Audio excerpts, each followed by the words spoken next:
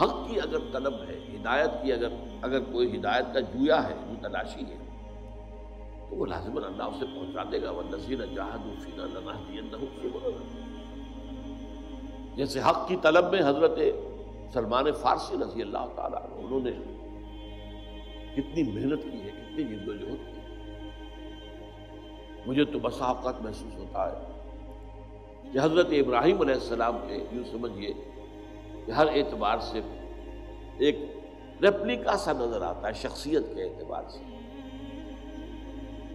فارس میں پیدا ہوئے، باپ جو ہے آتش کدے کا اہم پجاری یا جو بھی کہے ذمہ دار تھا۔ اب ان کے دل میں یہ بات آئی کہ یہ کیا تماشا ہوا، آگ ہم جلائیں، ایندھن ہم ڈالیں تو آگ جلے، اور پھر اسی کے آگے ہاتھ جوڑ کر کھڑے ہو جائیں۔ بغاوت کی، ایک اللہ کو مانوں گا میں تو۔ جیسے حضرت ابراہیم علیہ السلام کو باپ نے نکال دیا تھا، وَاہْجُرْنِی مَلِیًّا، نکل جاؤ میری نگاہوں کے سامنے سے، ورنہ لَأَرْجُمَنَّکَ، میں تمہیں رجم کر دوں، سنسار کر دوں۔ ایسے ہی باپ نے انہیں بھی نکال دیا۔ جیسے حضرت ابراہیم نے ہجرت کی، وہ عراق سے کی شام کی طرف، ار میں پیدا ہوئے تھے، یہ عراق کا ایک شہر تھا، ہجرت کر کے گئے شام۔ ایسے ہی یہ ہجرت کر رہے ہیں ایران سے عراق، عراق سے متصل شام ہے، ایران سے متصل جو ہے عراق ہے، اور وہاں جو ہے انہوں نے جا کر عیسائیت اختیار کر لی، اس لیے کہ اس وقت تک اسلام عیسائیت ہی تھا، حضور کی تو بعثت ابھی ہوئی نہیں تھی۔ جب تک حضور کی بعثت نہیں ہوئی، حضرت مسیح ہی کا دور نبوت رسالت جاری ہے، عیسائی ہو گئے۔ اب وہ عیسائی راہبین کے پاس علم حاصل کرنے کے لیے، تربیت حاصل کرنے کے لیے، ایک کے پاس رہے، اس کے انتقال کا وقت آ گیا تو فرمایا کہ میری تو ابھی تسلی نہیں ہوئی، اطمینان نہیں ہوا، میرے طلب علم کو سیری ابھی نہیں ہوئی۔ اس نے پتہ دیا کہ اچھا اب جاؤ فلاں راہب کے پاس چلے جاؤ، وہاں پہنچ گئے، وہاں زیر تربیت و تعلیم رہے، اس کا بھی وقت آ گیا، وہی بات دہرائی۔ تب اس نے کہا کہ میرا علم مجھے بتا رہا ہے کہ جنوب کی طرف کھجوروں کی سرزمین میں نبی آخر الزماں کا ظہور ہونے والا ہے۔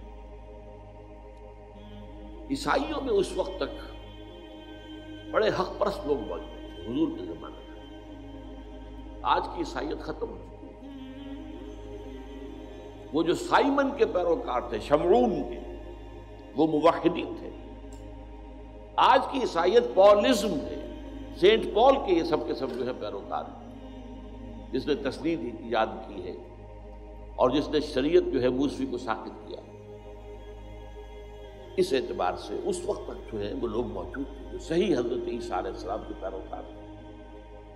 آپ کو معلوم ہے حضور کو بچپن کے اندر پہچان لیا تھا ایک عیسائی راہب نے، بحیرہ راہب، جب ابو طالب کے ساتھ اپنے چچا کے ساتھ وہ ایک قافلے کے ساتھ گئے اور اس نے پہچان لیا اور اس نے کہا ابو طالب سے اس کو حفاظت کرنا، کہیں یہودیوں نے ان کو پہچان لیا تو انہیں قتل کر دیا۔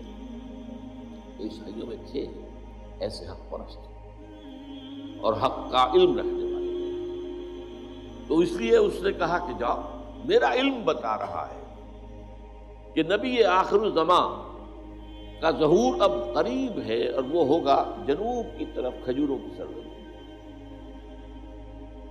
حضرت سلمان نے رخت سفر باندھا اور ایک قافلہ جو جا رہا تھا مدینے کی طرف اس میں شریک ہو گئے۔ ڈاکوؤں نے ڈاکہ ڈالا، جو کچھ تھا لوٹ لیا، ان کو گرفتار کر کے اور غلام بنا کر بیچ دیا۔ خریدا ایک مدینے کے یہودی نے، مدینے پہنچ گئے۔ اس کو کہتے ہیں طلب صادق۔ لیکن ظاہر بات ہے کہ اب غلامی کی بیڑیاں جو ہیں وہ پاؤں میں پڑی ہوئی ہیں، آگے تو نہیں جا سکتے۔ سن رہے ہیں کہ مکے میں ایک شخص نے دعویٰ کیا ہوا ہے، لیکن جائے کیسے؟ اب یہ کہ حضور خود تشریف لے آئے، ہجرت فرما کر۔